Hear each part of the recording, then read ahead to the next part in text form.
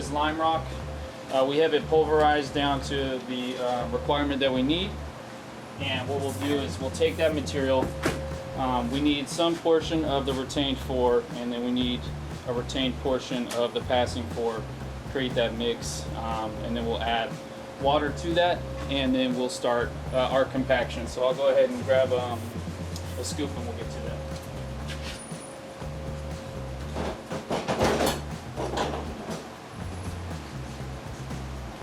Okay, so we will go ahead and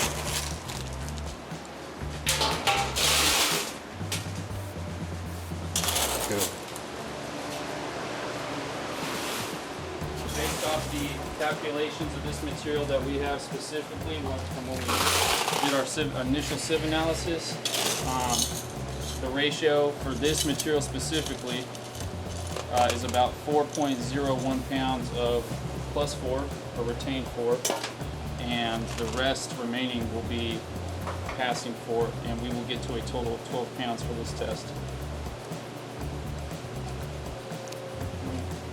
Here, not 4.01 pounds.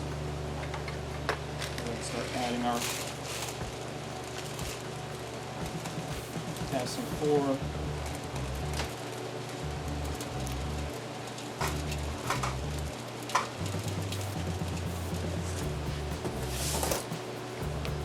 Sliding over, we'll take some of that off.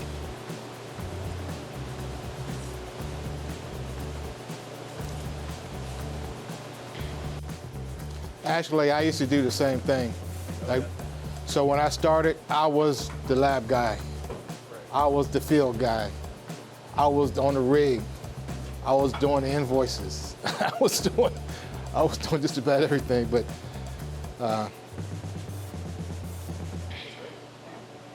so everything that they're doing, I've done, and I wouldn't ask them to do anything that I haven't already done. So what we have here is our 6-inch cylinder. What we'll do is every time what we would do is take the initial weight of that, and then we would record it. So I'll go ahead and do a complete mock of the product.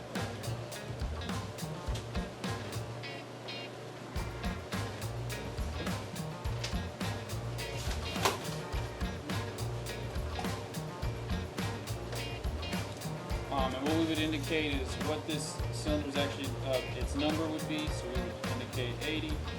It weighs 8.065 pounds, and that's going to be a constant for this test today. And we would do as many as we needed to get our peak and then our drop on this test material. So that's going to be our baseline. The difference is going to be what it weighs now versus what it weighs with the material inside of it once it's compacted down.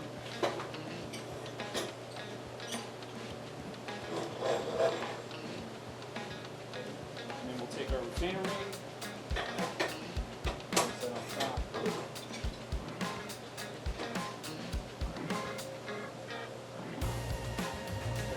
Now what we need is, for the sake of the test, what we will do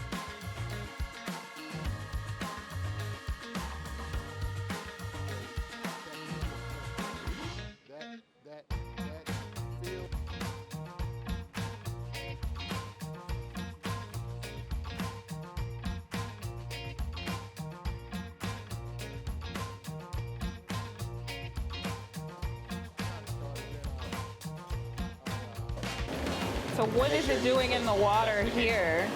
So these are bees, and they are required to be submerged in water for the curing process, versus the cylinders were just required to be in this room at a certain humidity. So that it meets a certain standard, so everyone follows the same procedure. So I think Mason grabbed us something we can demonstrate with. Okay. So this is a 4x8 cylinder, and so what we do is when we create these, we create them in a plastic mold, and so that's why the bottom of it is very smooth. So can I touch it? Yeah, sure. Okay. See how it's wet to the touch? Yeah. Yeah, because it's very moist in there. So It means you have a mold. it's essentially the same thing as a being mold submerged in water. the top of the mold. That's So he's why gonna get a mold. Okay. Yeah. So we make those out in the field. Before you break them, you check the angle of them, you check the plainness of them, you make sure that the gaps are not too high for the specification. Check the perpendicularity of it, and then you grind it down to try to make it as smooth as you can.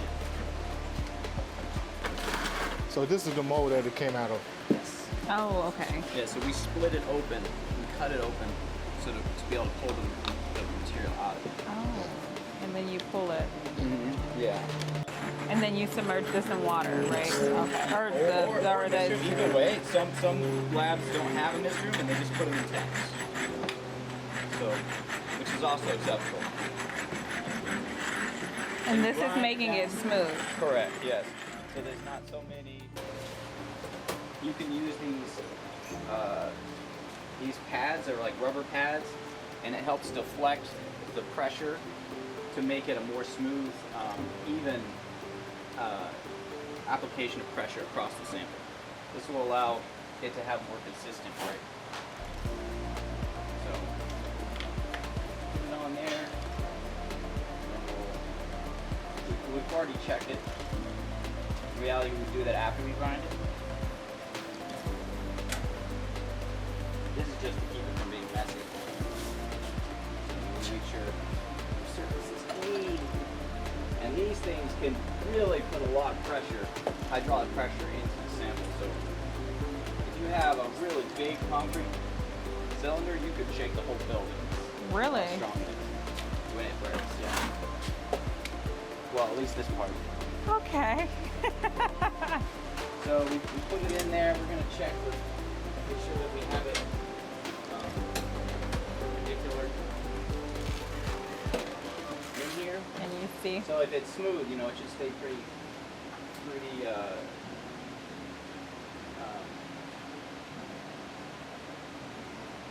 we go. Okay. No, I think I'm ready. Get some music. Okay. You want to make a mess? Yeah. All right. They can see it. Yeah, so they can see the fracture. Okay. It automatically gets off. Be careful, right? You don't want to Yes, be too yeah, close. You're safely here, but you could potentially set up even like a slab for a parking lot or something is going to have a specification probably over 3,500 psi for this Wow. cylinder. So you can see the aggregate in there, and that helps with strength. So you're going to have different specs based on what the purpose and use case is. Some stuff's going to have more aggregate, other stuff's going to have less. Some concrete, you're actually going to want a little bit of, you don't want it to be too brittle. So you actually want it to have some flex. So that would be a different mix design. So it all depends on what it's for, how strong you want it, what is going to be optimal for the use case. Right. Pull this out. Throw that away.